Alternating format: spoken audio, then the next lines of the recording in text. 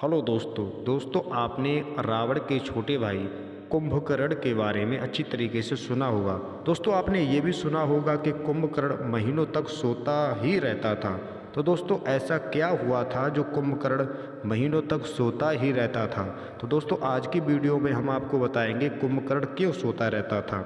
दोस्तों आपने लोगों के मुख से ये सुना होगा कि बंदूक से निकली गोली और मुख से निकली बोली जो निकल जाती है वो वापस कभी नहीं होती।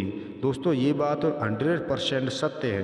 दोस्तों इसलिए बड़े बूढ़े कहते हैं कि बोलते वक्त सावधानी रखनी चाहिए। अगर अब तक आप इस बात को नहीं समझे हैं तो आज यकीनन समझ जाएंगे, क्योंकि कोई भी अपना हाल कुंभकर्ण जैसा नहीं होता देखना चाहेगा।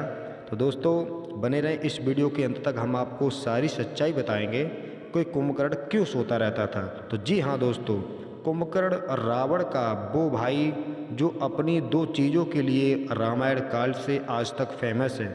पहला हचक के खाना और दूसरा बिस्तर पर चिपक जाना। दोस्तों वो हमेशा महीनों तक सोता रहता था, एक दो दिन नहीं बल्कि महीनों तक। मगर कभी आपने सोचा है कि आखिर कुंभकर्ण क्यों इतना ज़्यादा सोता रहता था। तो जी हाँ दोस्तों, आपको बताएंगे कि कुंभकर्ण क्यों सोता रहता था। कुंभकर्ण हमेशा से इतना ज़्यादा सोता नहीं था। लोक कथाओं में उसे पहाड़ जितना विशाल और महापेटू बताया गया है। संत हो या राक्षस, उसके रास्ते में आना हर कोई उसका निवाला बन जाता था। मगर फिर भी इस कदर सोता नहीं था। उसकी भयंकर नींद के पीछे दोस्तों उसकी जुबान फिसल गई थी।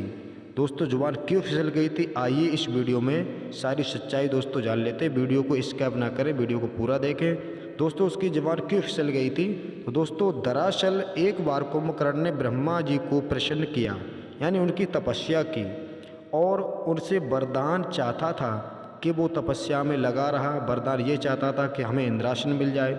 कुंभकर्ण अपनी तपस्या में अडिग था। ऐसे में देवताओं को टेंशन हो गई, आखिर ये चाहता क्या है। दरअसल उसका शक्तिशाली भाई रावण पहले ही उपद्रव किए था।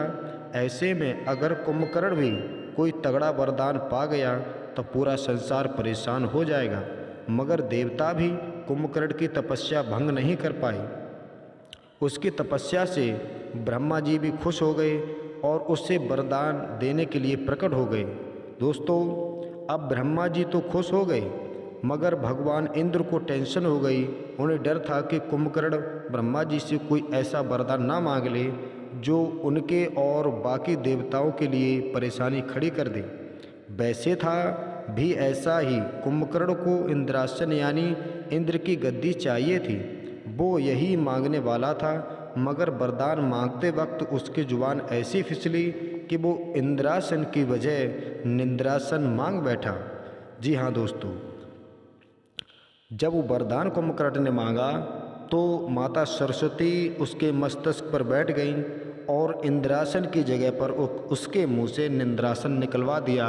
ब्रह्मा जी उसकी बात पर बड़े खुश हुए और ब्रह्मा जी ने उसको निंद्रासन का वरदान दे दिया। बाद में कुंभकर्ण को पछतावा हुआ।